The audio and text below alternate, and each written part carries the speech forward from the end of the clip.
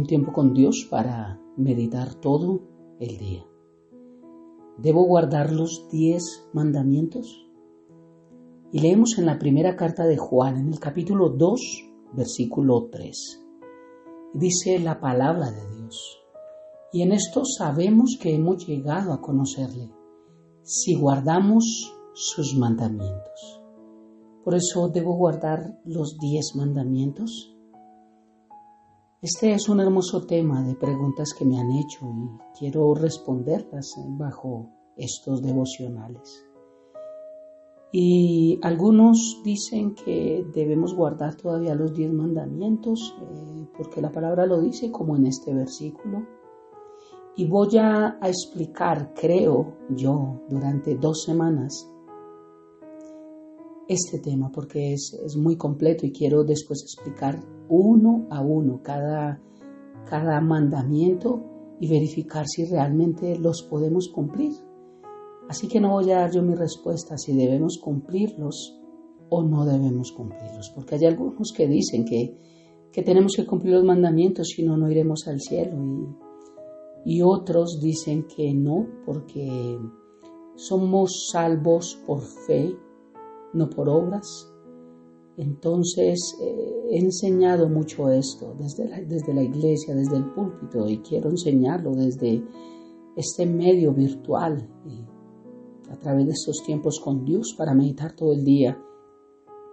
Que tú no tienes que creerle a nadie lo que te digan. Tú no le crees a un pastor, tú no le crees a un cura, tú no le crees a nadie. Tú crees es lo que la palabra de Dios diga. Por eso es que yo doy muchos versículos y tú, si no crees, abres tu Biblia, allí la Biblia que tengas, la traducción que tengas, no importa, ábrela y comprueba que lo que se está hablando es verdad. Porque para nosotros como hijos de Dios, nuestra máxima autoridad no es un pastor. Nuestra máxima autoridad es la palabra de Dios. Y lo que dice la palabra de Dios es lo que creemos, no lo que dice un hombre. Mismo Pablo dijo, si alguien viene y predica un evangelio diferente, ya sea un ángel o uno de nosotros o yo mismo, sea maldito.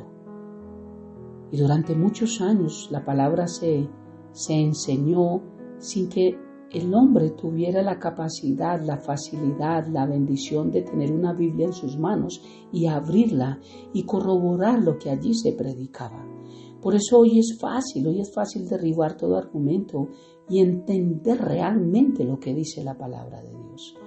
Yo te invito a que si tú dudas de alguna palabra, abras tu Biblia allí, debes tener una Biblia. Esto es la primera herramienta que nosotros debemos tener en nuestra vida, más que un cepillo de dientes, más que un jabón, más que una toalla, más que ropa, más que lo esencial en nuestra vida es la palabra de Dios. Ella es la vida. Por eso, como he enseñado, no le creas a nadie, no creas ni siquiera a los pastores. Cree a la palabra de Dios. Y estaré explicando, vuelvo y repito, durante un buen tiempo acerca de si debemos guardar los 10 mandamientos. ¿Y qué nos enseña este versículo? Primero, quiero enseñar que la palabra de Dios nos muestra 613 leyes o 613 mandamientos en total durante 2400 años. La ley de Moisés, conocida así porque Dios la dio al pueblo de Israel en el monte Sinaí a través de Moisés, no es de Moisés, es de Dios.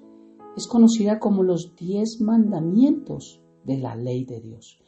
Pero esta fue dada en el año 2400 a.C. Fue solo dada por 1600 años. Esta ley no fue dada desde Adán y Eva. O sea que esta ley no lleva 4000 años hasta Cristo. No es así. Es lo que tenemos que entender primero. 613 leyes en 2400 años. En Éxodo capítulo 20 inicia el tiempo de la ley de Dios en el monte de Sinaí a través de las tablas del pacto, conocidos como los 10 mandamientos de la ley de Dios.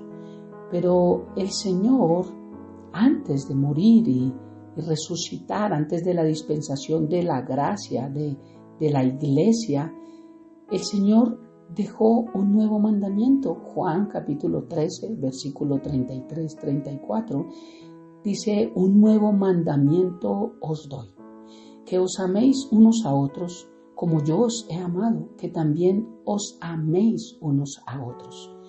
Lo que quiero que entendamos, y me voy a dar a explicar, tal vez no 100% completo, porque estos audios son cortos, pero sí voy a explicar lo mayor y voy a dar muchos textos bíblicos para que entendamos la diferencia entre los 613 mandamientos o leyes en 2400 años, después los 10 mandamientos o leyes en 1600 años, los cuales fueron para el pueblo de Israel, y este nuevo mandamiento que dejó a los discípulos, que es para la iglesia, que es la ley de Cristo.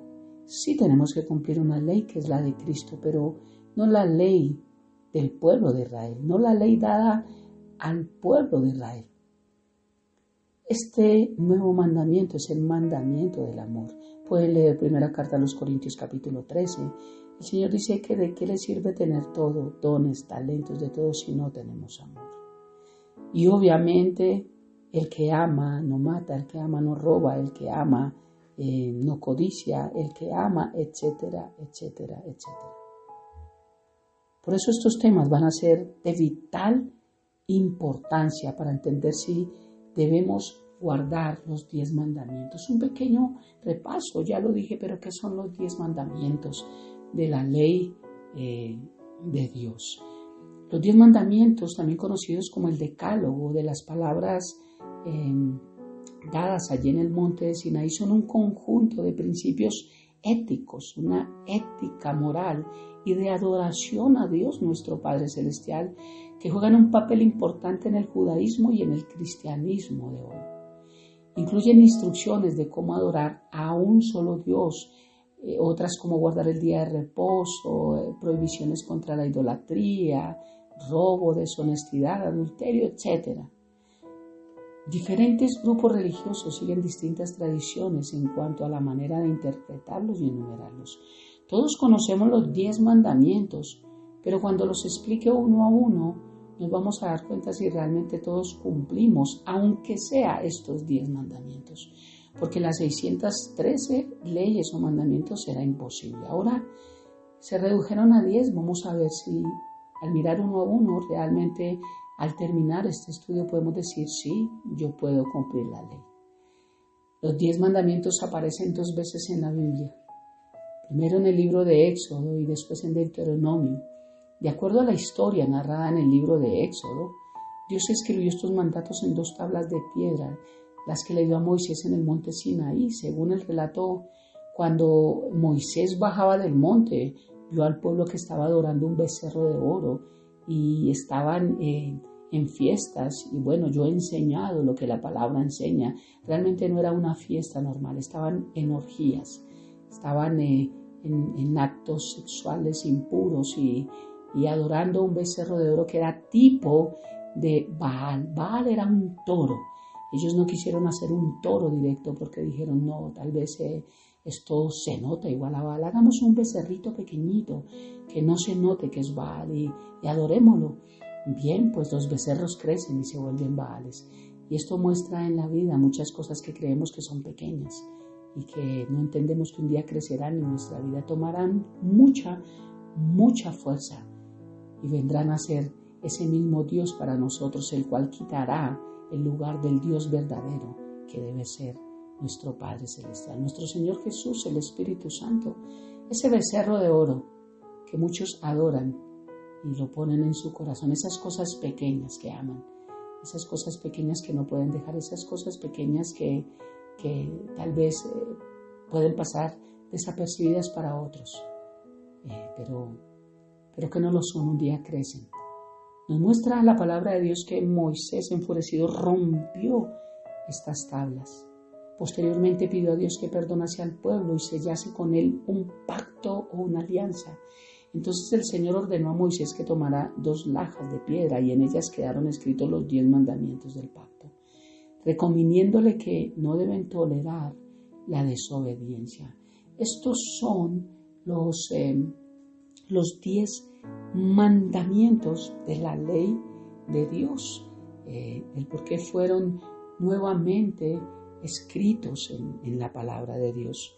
Así que en estos hermosos tiempos con Dios para meditar todo el día, estaremos escudriñando si los debemos guardar o no, pero solo quiero decirte algo para concluir, es que la ley no nos justifica.